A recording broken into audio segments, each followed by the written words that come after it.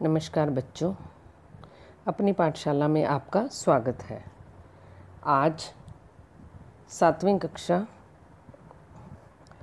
का दूसरा अध्याय परमात्मा जो करता है अच्छा ही करता है का विवरण लेकर मैं आपके सामने उपस्थित हुई हूँ। आपकी पुस्तक में बच्चों ये पाठ इस तरह से दिखता होगा, तो आप पुस्तक से भी देख सकते हो और मैं इसका विवरण आपको ज़ुबानी कहानी से सुनाऊंगी। जैसे कि अब राजा रानियों की बातें सुनते हो, तो एक राजा था जिसका नाम था शूरसेन, और उसके दरबार में वैसे तो बहुत सारे मंत्री थे, लेकिन एक मंत्री था सुमति। सु का अर्थ होता है अच्छा, मति मतलब बुद्धि वाला। तो जैसा उसका नाम था वैसा ही वो व्यक्तित्व में था। उसका परमात्मा के ऊपर अटूट विश्वास था। वो सदैव एक ही बात कहता कि परमात्मा जो भी करता है अच्छा ही करता है। तो एक बार क्या हुआ कि राजा की अंगुली कोई फोड़ा निकल जाने के कारण काटनी पड़ी। तो कटी उंगली के कारण राजा को गुस्सा आ गया। तो मंत्री फिर भी बोला कि ईश्वर जो करता है अच्छा ही करता है। राजा को बहुत गुस्सा आया। उसे बातें तो याद आती रही, लेकिन उसने कहा चुप हो जाओ, ऐसा कभी नहीं हो सकता कि ईश्वर जो करे वो अच्छा ही हो, मेरी अंगुली कट गई है। अब उसने सोचा कि इसको सज़ा दूंगा किसी प्रकार। एक बार जब वो कुछ ठीक हो गया था, तो वो अपनी खिड़की के बाहर जैसे देख रहा था कि मौसम बहुत सुहावना है बाहर, तो क्यों ना शिकार खेलने जाया जाए। उसने अपने मंत्रियों को चिट्ठी निकाल दी, आदेश दे दिया कि मुझे सेना तैयार करो, सैनिक मेरे साथ, मुझे शिकार खेलने जंगल में जाना है। वो घोड़ा लेकर जंगल की तरफ निकल गया। काफ़ी दूर आगे चलता गया। उसने बाकी जो सैनिक थे पीछे छोड़ दिए और खुद सुमति को लेकर आगे बढ़ा और सोच लगा कि इसको कैसे सजा दूं। तभी उसने क्या सोचा कि रुको सुमति, मुझे प्यास लगी है, तुम यहीं पास कुआं देखकर मेरे लिए पानी लेकर आओ।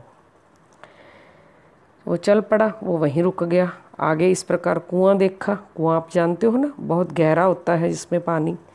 तो जैसे ही सुमति उसमें पानी लेने लगा, राजा ने उसको कुएं के अंदर धकेल दिया और खुश हो गया मन ही मन कि मैंने इसको सज़ा सुना दी। खुद वो उसी घोड़े के ऊपर सवार होकर वापस चल पड़ा। लेकिन अंधेरा बहुत हो चुका था, उसे वहीं रुकना पड़ा रात बिताने के लिए, और वो छुप गया। अब अचानक क्या हुआ कि किसी और जाति के लोग अपने चामुंडा देवी की बलि चढ़ाने के लिए किसी नर को ढूंढ रहे थे। तो उन्होंने राजा को वृक्ष के ऊपर छिपा देखा, क्योंकि घोड़ा नीचे बंधा हुआ था। उन्हें लगा कि घोड़ा यहाँ है तो इसका सवार भी यहीं कहीं होगा। तो उन्होंने वृक्ष के ऊपर चढ़कर राजा को पकड़ा और बांधकर अपने स्वामी के सामने उपस्थित कर दिया कि लो राजा जी, हम बलि चढ़ाने के लिए ले आए हैं। उनका राजा था जो, वो तैयार हो गया बलि देने के लिए उसकी। लेकिन जैसे ही उसने हाथ ऐसे जोड़े राजा ने कि मुझे माफ़ कर दो, मेरी बलि मत चढ़ाओ, तो उस राजा जो उसको बंदी बनाकर रखा था, जिसने, उसकी दृष्टि, नज़र राजा के हाथ पर पड़ी कि उसकी तो एक अंगुली कटी हुई है। आप भी ध्यान से देखो, ये देखो उसकी 4 अंगुलियाँ दिख रही हैं ना, 5वीं कटी हुई है। तो उसने कहा अरे मूर्खो, ये तुमने बहुत गलत कर दिया, इसकी अंगुली से देखो कटी हुई है, खून बह रहा है मानो, इसको नहीं लेके आना चाहिए था। और उसको उसकी मिन्नत करने पर छोड़ दिया। अब वो वापस आया तो उसने रास्ते में क्या देखा कि मैं उसको भी तो सोचूं कि जो मेरे साथ गया था उसने मेरा भला सोचा था, शायद वो बच गया हो।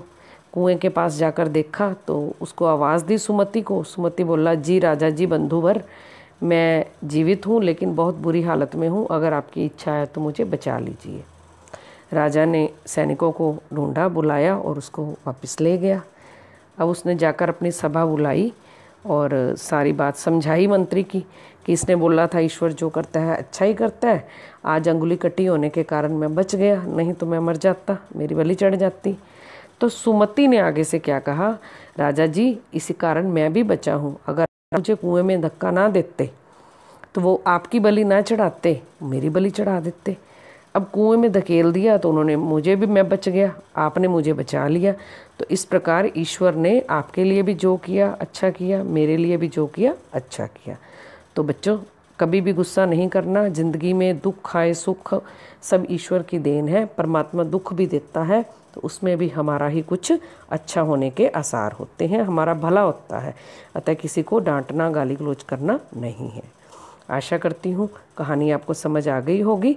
तो अगली वीडियो में हम इसका अभ्यास कार्य करेंगे। तो अगली वीडियो देखने के लिए इसे लाइक शेयर कीजिए और ये सब्सक्राइब का जो बटन आपके ऊपर आता है उसके चैनल के उसको दबाइए ताकि आपको वीडियो की जानकारी जल्दी से मिल जाए। धन्यवाद बच्चों।